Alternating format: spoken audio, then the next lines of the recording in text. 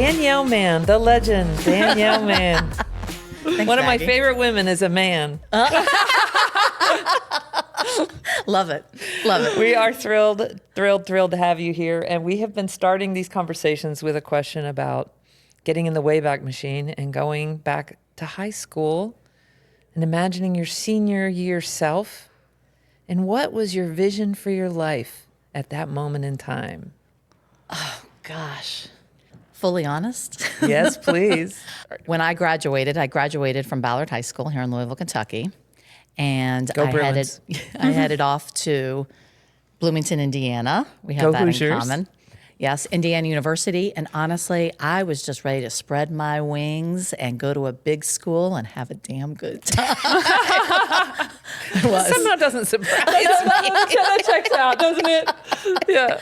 I was. I'd been such a good student through high school, and I was ready to go. Cut loose. Yeah. So, Yes. you weren't really thinking about. You were just thinking about the next 4 years. You weren't really like. Were you pre-med? I was pre-med. Okay, so you had did some have some concept. vision. Yeah. I did. I thought that medicine might be a track for me. But I ended up getting off that track because I didn't go to medical school for about 5 years after I graduated from college. I didn't know that. No. What were you doing? Having a damn good time, Maggie. I want to know way more. 4 years, and then she kept going. I want to know more about that. Finding myself. You know what? I think that after I graduated with pre-med, I just then started to wonder if that's really what I should be doing. And so, yes, I played, I traveled. I also became a research assistant. I ended up getting published. I did some other things besides playing, but I was just a little lost. And I think that I was on that track of medicine for so long, and then I never got to sit back and say, wait, is this really what I want to do? And so I was able to take 5 years, and what I ended up discovering was that, yes, this is what I wanted to do. So when I went to medical school, I was very purposeful in medicine. Yeah. When I went, one, I was a really good student by that time because I was very serious about it.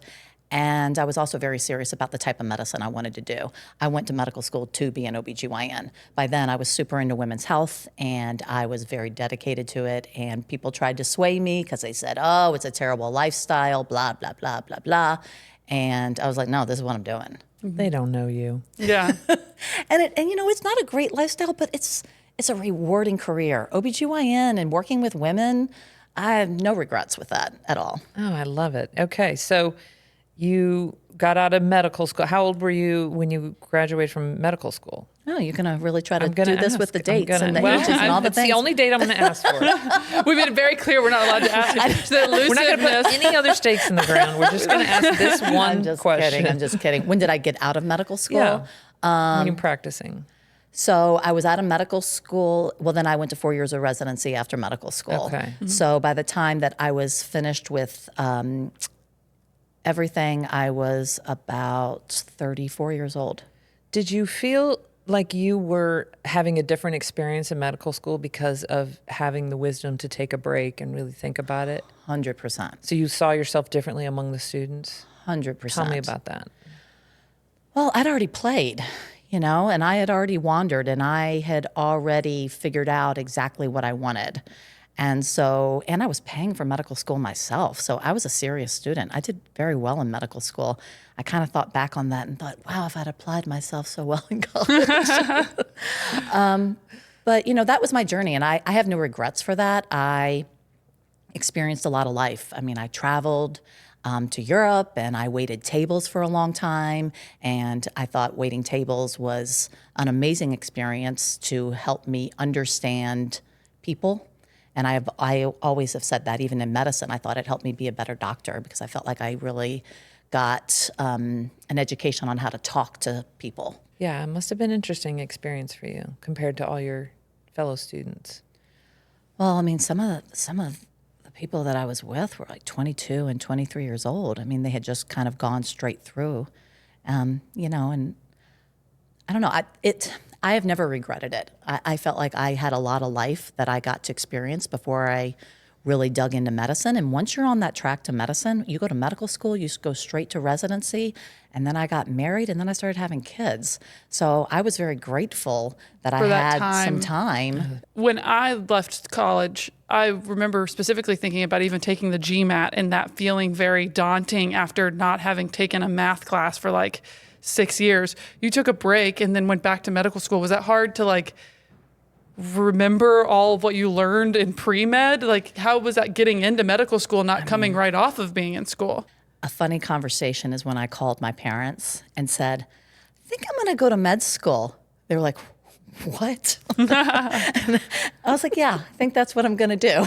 And then you were like, okay, now let's just make that happen. I mean, this tracks. This is a storyline that people don't realize that we're Get your building to. checkbook. Yeah. So what I ended up doing, because I did know that I needed to prove myself and that I could do it. So I actually called the medical school. I was living in Chicago at the time, and I called a medical school there, and I asked to have the first year of curriculum that a med student had to do. And so then I just signed myself up for all those classes and took them and did very well. Proved that you could keep up with the course load. Yep. Okay, that's smart, because I was like, taking that big of a break, I think that is, that time helps you better understand what you want and who you are. And, but jumping back into a academic environment where you have to learn a lot can be intimidating. So I think that's really neat that you kind of took that different path towards it. I think too, by that time, I was so wanting something, like I'd wanted a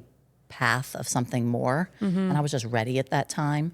So by the time I got into medical school and I was there, I was so grateful to be a student.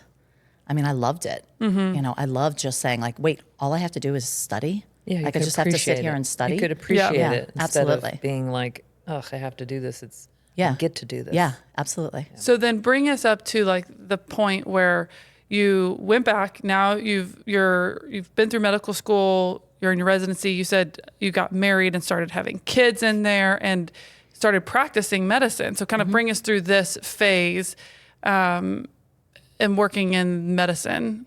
So I was living in Chicago at the time. I did my residency training in Chicago, and I got married my 3rd year of residency, and I got pregnant my 4th year of residency. I had my first kiddo right after I finished residency. I don't know how I nailed that timing, but it was perfect. And then I practiced for my Because you're Danielle Mann. That's how she nailed the timing. OBGYN. Yeah. I mean, you need to nail it. I'd love to say that. I think it was just really lucky. But I practiced for my first 2 years in Chicago, and I got pregnant with my second kiddo very quickly. I always joke I'm the OBGYN who accidentally got knocked up breastfeeding. It can happen. My first 2 kiddos are about 18 months apart. And so then I had 2 small kids practicing. Husband was a doctor too, so it was just kind of a wild life. And that's when I decided to move back to Louisville. After I said I would never come back to Louisville, Kentucky. And then I came back. What's wrong with Louisville, Kentucky? I think when I was a high schooler, I just wanted to do something more, Yeah.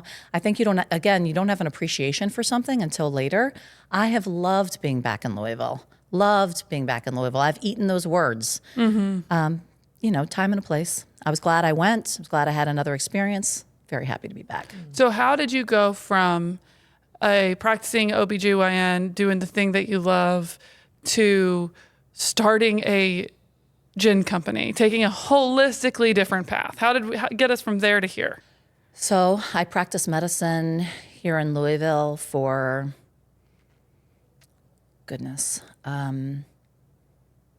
about 10 more years here. And then COVID happened. I had another kid in there too. So I have 3 boys. And then COVID happened. And so, up until that time, I was really just a doctor, a mom, a wife, living that life. It was a busy life. And then COVID happened. And all of a sudden, I was given the gift of time. And I had more time than I'd had in a lot of time. So I felt like it was almost like a rediscovery of me because I was able to breathe. And I think a lot of people have had that experience where it was like, okay, I have time to do something. And so I did a garden. I, cleaned out closets. I did things that I'd been wanting to do on my list. And then once I got all those things finished, I got bored and I was making cocktails in my kitchen. And I made a cocktail out of slow gin one day. And I thought I was a cocktail master when I made that cocktail. And I made it with slow gin and soda water and a little bit of lemon. And anyone who came over during those times, during those COVID days, they thought it was delicious. And then, the light bulb went off and I had time. So I started researching cocktails and I went on a deep dive. And what I've learned too, since even being in medicine, like I like to study. I like to research things and I get really excited about learning about something new. And this is so like off the beaten path of medicine.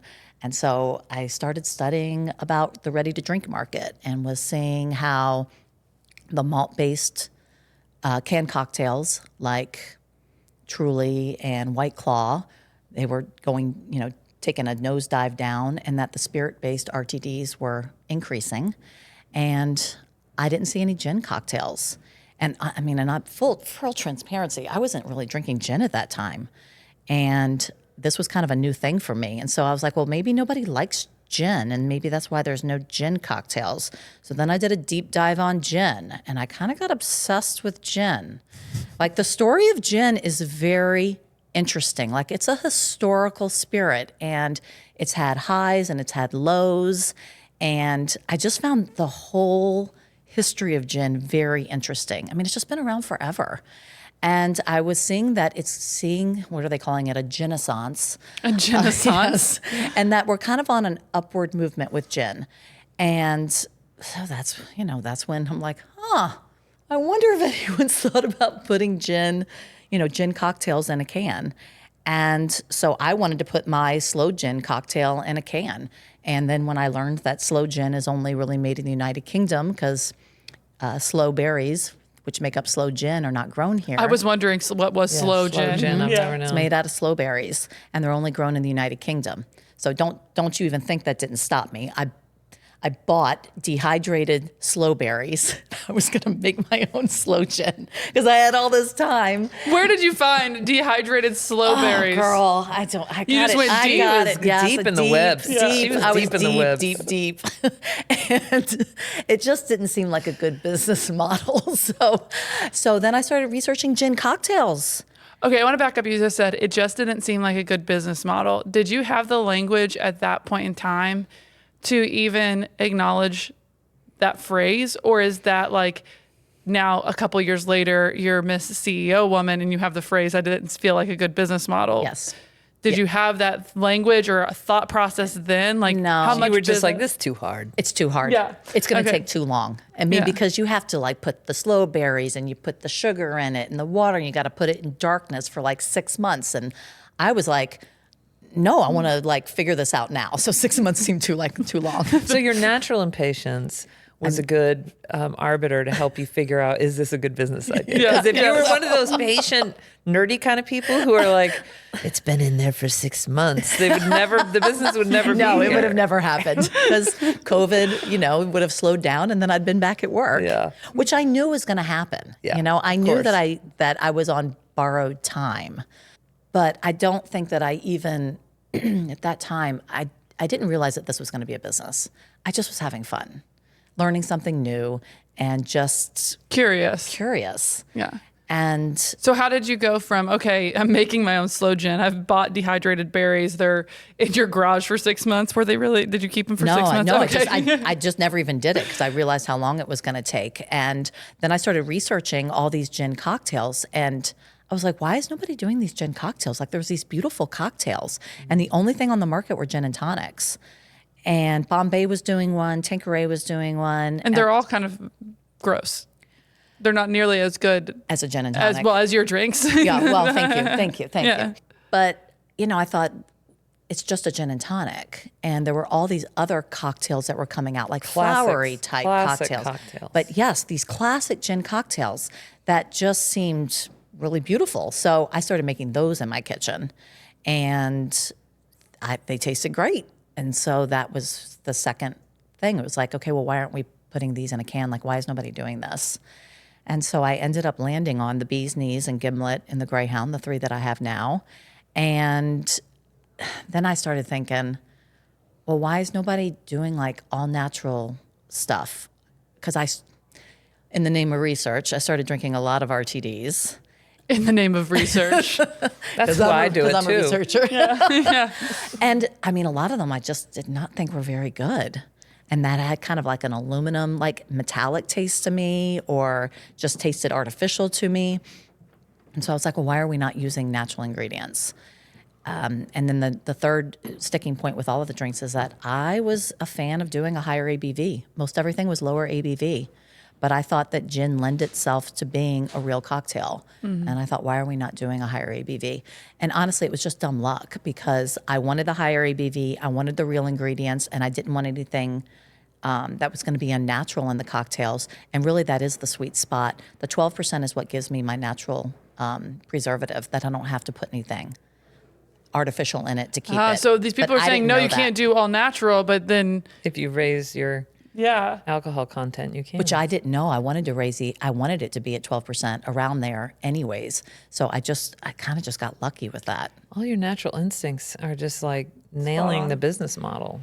So you really became product obsessed. Like it wasn't business obsession, right? Like I think a lot of the people that we talked to on this podcast they might have been product obsessed, but they came actually more maybe business at it, and they were trying to start a business or buy a business or grow a business or whatever. And you came at it product obsession. So how did you decide, like, when was it? When is it when you decided to make these 3 cocktails, or were you like, you know what, I'm going to start a company? No, it took a while before I think it was already going before I was like, oh, I accidentally started a company. I mean, the truth of the matter is, like, I had a really good career. I mean, a very stable medical career, and had a good, financial stability. And I mean, life was going just fine. Were you thinking these were going to be like Christmas gifts or something? Yeah, what were you doing? What were you going to do when you can't? When you ordered your first 10,000 cans? I mean, honestly, Maggie, I thought I had this idea, and I shouldn't say it was just my idea. I had a co-founder who was doing this with me, so we were kind of like feeding off of each other. But I think I was one who just kind of started like trying to figure it out. I didn't understand the 3-tier system. And then once I understood that there was a 3-tier system, so, I can't sell it directly to a liquor store. I have to be accepted by a distributor, and then, the distributor sells it to the liquor store. But my plan was like, somebody else could do this for me. Like, I have an idea. But when I started calling around and started asking about people to make it, that's when I discovered about the 3-tier system. And then I found out that people didn't want to make it for me, or said that it couldn't be done because of the natural ingredients. And then I thought that sounded like BS. And then she became a renegade. More instincts, more natural instincts. well, I was like, I don't think it makes sense. Like, why can't I do it? Like, why can't they be natural ingredients? And they said, well, the chemistry changes when you start doing it in mass production. And I was like, well, then how about I just don't do it in mass production? Why don't we just do it on a smaller scale? And so then I tried to get somebody to do it on a smaller scale, and nobody would do it for less than 50,000 cans per flavor, per SKU.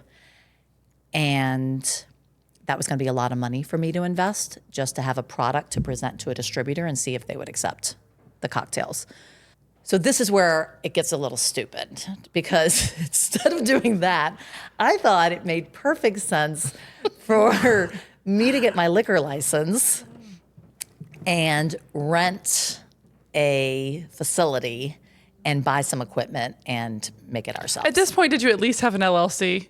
I did. I started an LLC. Okay. And Goodness. yes, I did start the LLC. Yes, I did. Okay. Trying to think what came first. Yes, I did start the LLC. But you were like, okay, I'm actually renting a space. Maybe I should make a company. I think that's the day when I signed on the dotted line for 3 years for the space. That's when I was like, okay. Oh, look what I did. Okay. But I still in my head was thinking, oh, I'm sure I could find renters just in case this doesn't work out. Like, So I guess in a way this reminds me of you being an OBGYN. I think it's like those women who have a baby and didn't know they were pregnant. Yes, I had a business and didn't really know I did. Oh my God, I have a key to a building? How did this happen? What did I do? Right? But you know what? It was so exciting. I mean, I just was like so You'd been in a lot of excited. routines. You went from like free-spirited person to like medical school. I will do medical school, then my residency. I will get parenting and Parenting. You just were like marriage. boom, boom, boom, boom, and then you were like, let's start a gin company. Well, actually, you were just like, let's make gin. You didn't even think about the company part yet. Yeah. And I think that to your point, like it was like something new and it was exciting, and I just was. Becoming an expert in it. Yeah, I was just excited about it. I was excited about see what would be next, and I in my head thought, you know what, I'm going to commit a certain amount of money to this, and if it doesn't work, then we'll be done. I have really Exceeded that. I've exceeded that. Just a little bit more money. Just a little bit more money. But I also think that along the way, as you were playing the just a little bit more money, you were probably growing in confidence around the business, the idea. Other people started to back you. You have investors now. Like it was like, you're not crazy. As crazy as it sounds, you're not crazy. There's something here. I do think I started believing in it, you know, like, and I started thinking there is something here. And then one door would open and you'd walk through it and then there'd be another opportunity. And, you know, before you knew it, it was like, okay, well, why would I not take this opportunity? And maybe it means a little bit more time or it means a little bit more money. But I think for me, I just started seeing the growth in the business. And it was like, why would you not try? You know, it's like one of those things. It's like, you don't have any regrets. And I don't have any regrets. So why not try? Why not try? You decided on your journey that it was time to maybe move from private practice to a different type. What point in the business did you decide to move away from like full-time OBGYN to what you do now, which is an OB hospitalist? Mm-hmm. Timing was perfect for me. I feel like I was given that gift of timing again. We had gotten Kroger, and that was a big thing when we got Kroger in Kentucky. And it was like, wow, we got Kroger. And I didn't realize how big a deal it was to get Kroger. I love Kroger. Kroger is an awesome partner, and they really support local. And so they were just such a great partner. And as we started growing in Kroger, I was seeing what was happening. And I ended up finding another position to be an OB hospitalist. And something had to give. You know, I'm 3 boys. I'm divorced. And so having 3 boys on my own, you know, about 60 to 70% of the time, full OBGYN back again because now COVID slowed down and then the business was growing. It just got nuts. I mean, my children were just saints to put up with me because I was, you know, I'd finish work at about 3:30 and then I was trying to take, you know, meetings, and the running joke was, you know, mom's at a stoplight trying to do an Instagram post. It got nuts. And so it was like something has to give and I didn't want it to be time with the kids. So I ended up finding this new job as an OB hospitalist. I could work 24-hour shifts. I could work 5 to 7 a month, and I could get health insurance for my kids. And that was the aha moment. Wow. And really, when I found this job, it was a no-brainer to me. I mean, I woke up one morning, I found the job. I called my own mother and I said, I'm quitting private practice. And she was like, what? I was like today. And I called and I just quit. I mean, it was like that quick for me. I do think I tend to make decisions fairly quickly. I mean, when that gut of yours says this is the right thing to do, I do it. I have no problems pulling that trigger, and I did, and I have not regretted it. Yes, and I think that there's a blend here of something that I can hear and that I see even in my own decision making with having children as a part of this equation. And Maggie, you also have children as a part of your entrepreneurial equation also, which was like, I can't be an idiot at the same time as starting this. Like, I want to pursue this, and so I'm saying yes to it, but I also have to like hedge my bet here. And so even when you're saying as you were making your decisions, you kind of had this like understanding of, I still need health insurance. Oh, I can't uproot my family's lifestyle and living, you know, basics of living. And just that dynamic of like, I want to pursue this and I'm making this a yes, but I'm still also thinking about my family. And Oh, absolutely. and that's, I think, a unique dynamic. We talk a lot of entrepreneurs are starting, or at least the story. I would say that the story that's not true that we're all fed is that people are young and they're like eating off of ramen. And you kind of took a different path. Can you talk a little bit about, you're currently still living that different path, your current path of being a CEO and still practicing medicine. I feel like I'm right now at a really good balance because, and that's where I'm really grateful, because I am getting to do it all right now. I'm able to still practice medicine, which, I wasn't ready to give it up cold turkey too. I love medicine. It's such a gift to be able to deliver children for women. And I wasn't ready to completely give that up, but I also wasn't willing to give up time with my children. And so right now, I wasn't starting a business at 24. I was starting a business in my 40s with 3 children. And so, they had already had a life and we had a house, and I needed to maintain that for them. And I wasn't willing for them, just because I was getting excited about starting a business. They didn't sign up for it. They still needed their mom, and they still wanted to, have play dates and soccer and all the things that they need, and to help them, thrive as young boys. So that's what I'm doing right now. So I'm doing 7 24-hour shifts a month in OB hospitalist work, which means I take care of laboring women for 24 hours, and then my shift is done. But I'm still able to do Rivergreen for all those other days, and still get home to make dinner for my kids most nights. Last night we ate at 10 o'clock. I can't say it was a little bit of a fail. Well, no one said there was a ate. time limit on it. Hats off to you. So I think that this is something a lot of women, I think it's kind of a cultural thing for women that, you can have it all. You can do this and this and this, and you can be this. And you look amazing. You always seem happy. You always seem to be having a great time.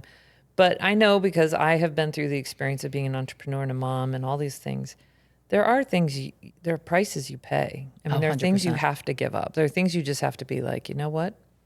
Poof, I got to let that go. And I know what they were for me, but tell us about what are some things that you had to sort of be like, okay, well, I'm going to cut that out. Well, I will say, as women in general, and men too, I'm not saying anything against the men, but I feel like we have to have a lot of grace with ourselves, because that maternal guilt is huge.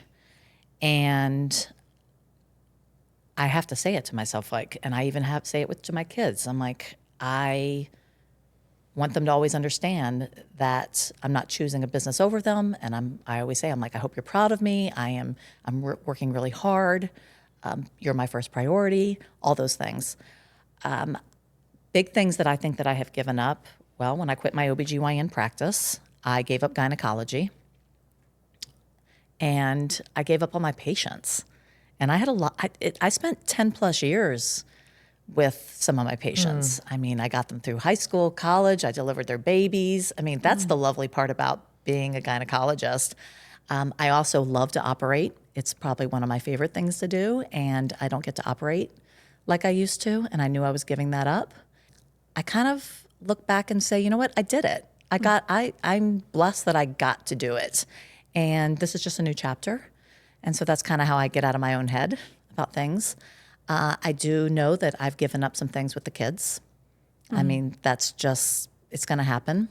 And I try to be there for all the big things, but I've given up time with them. And I can't say that doesn't hurt sometimes. Yeah. Yeah. I think we all, we have too. And I think that's that guilt thing. I actually love what I get to do. I love my career. I like that I get to travel. But I can hear myself sometimes reminding myself that I'm teaching them about someone who goes for their dreams. I'm teaching them that they should go after things, and that it's okay to prioritize things that I want also, but while still making time for them. But we all do a lot of like nighttime networking and other things that Yes, we do.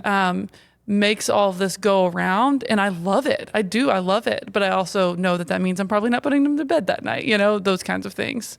And that's the hard thing because I love it too. Yeah. I do. I love it.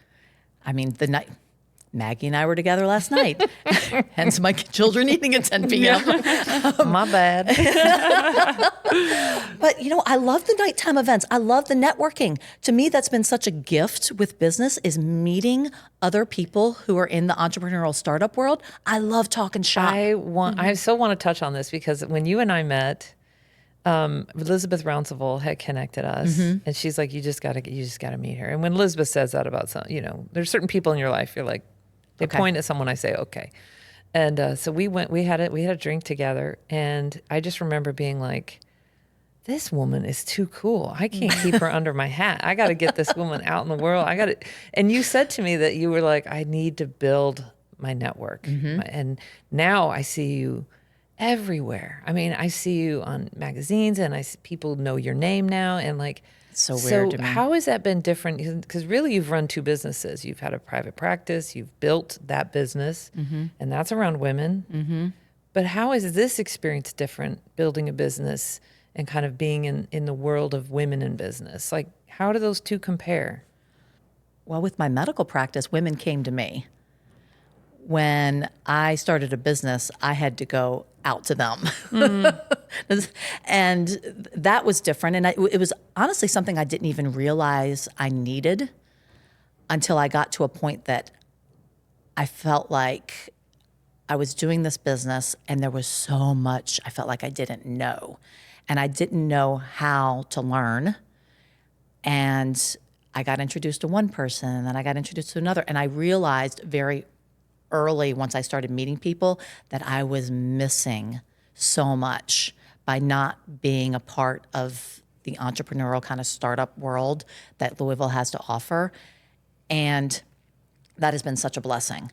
I mean, not just for learning, but for support and just being around other people that can share in the highs and the lows and help you realize that some of those lows that just feel really scary are normal and that everyone goes through them. So to be able to have people that can normalize it for you and just be like, it's okay, that happened to me too, and it's going to be okay, is huge to me. Normalizing it. I think. And it's hard to talk. I find, if you find this, it's hard to talk to family and friends who don't own businesses about owning a business. Absolutely.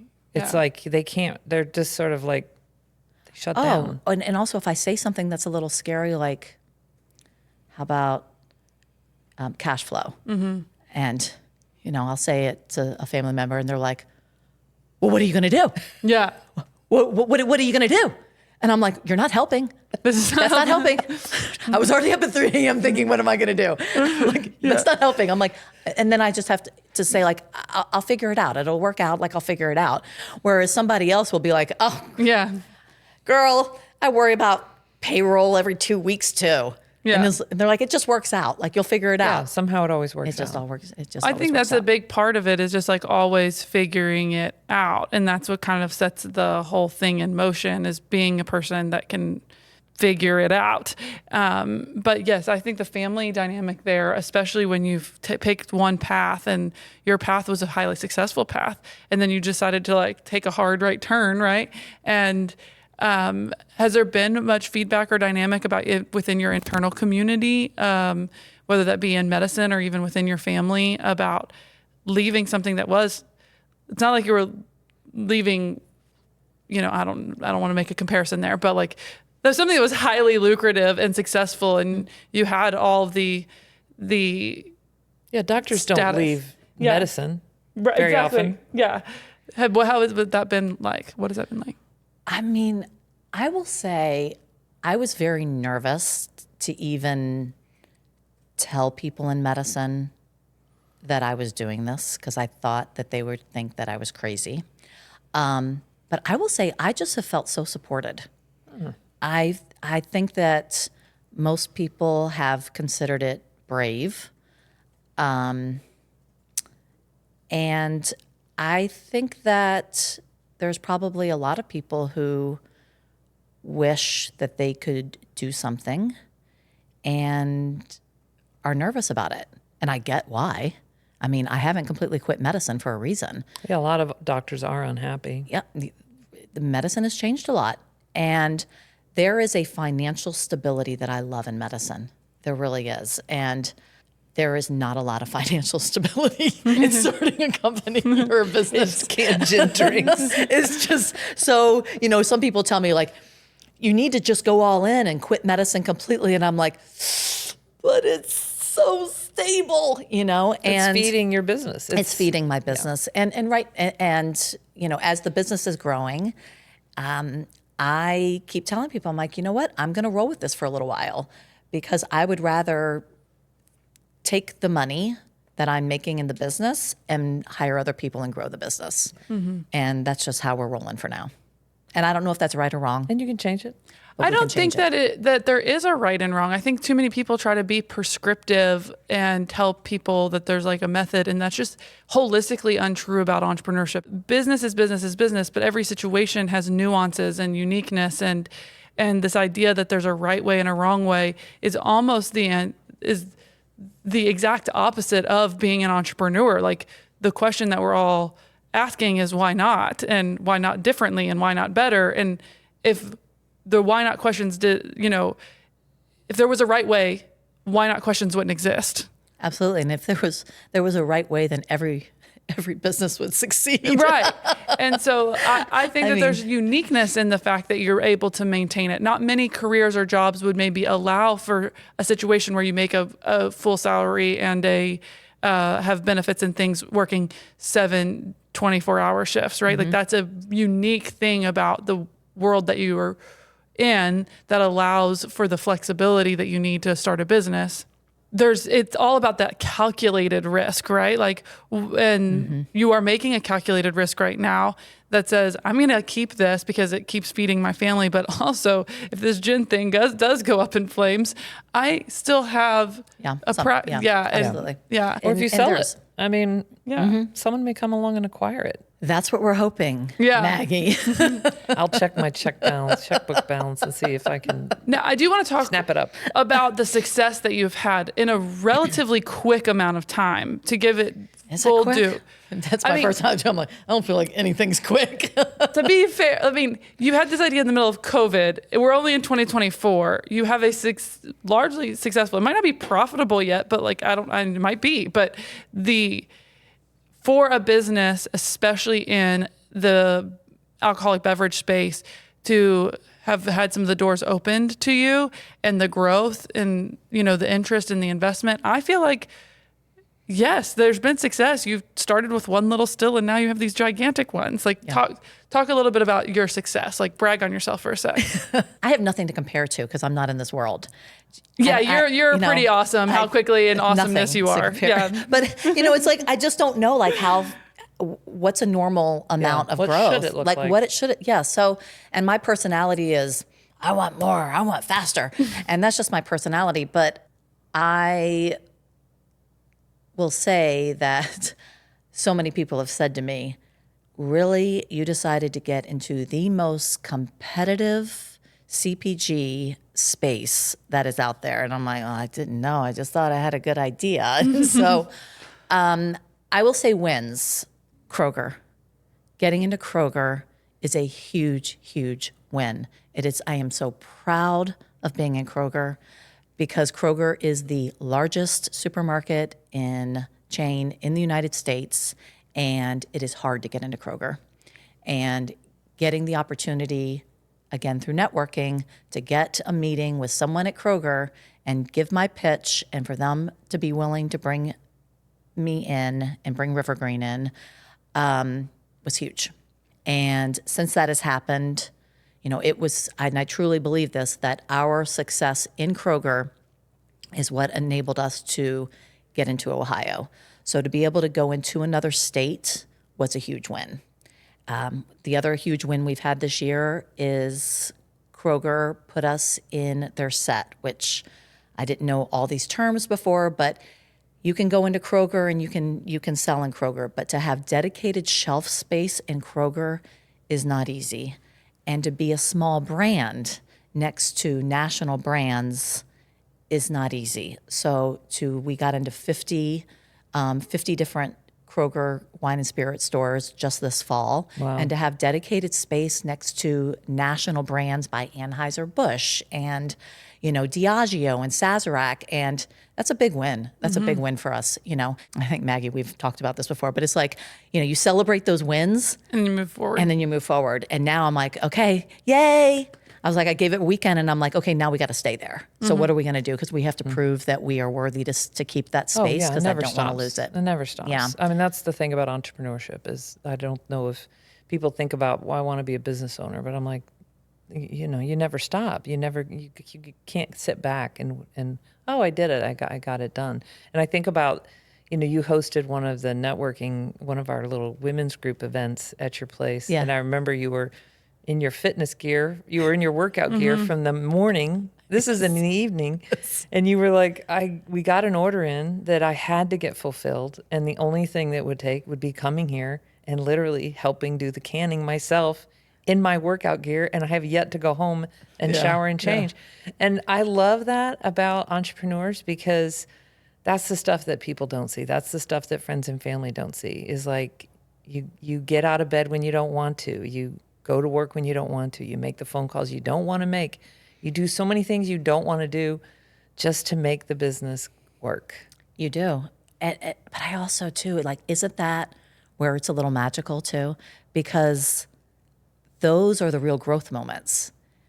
Doing all the things you don't want to do and doing them anyways. Yes. Or doing all the things that make you super uncomfortable. That's the sign you're growing, you're Yes. changing, you're 100%. Like, get comfortable with being uncomfortable. That's a great take. So I've always said to people who want to, go into doing a business or, I said, if all this blows up on me, I won't have any regrets because I feel like I have grown so much as a person.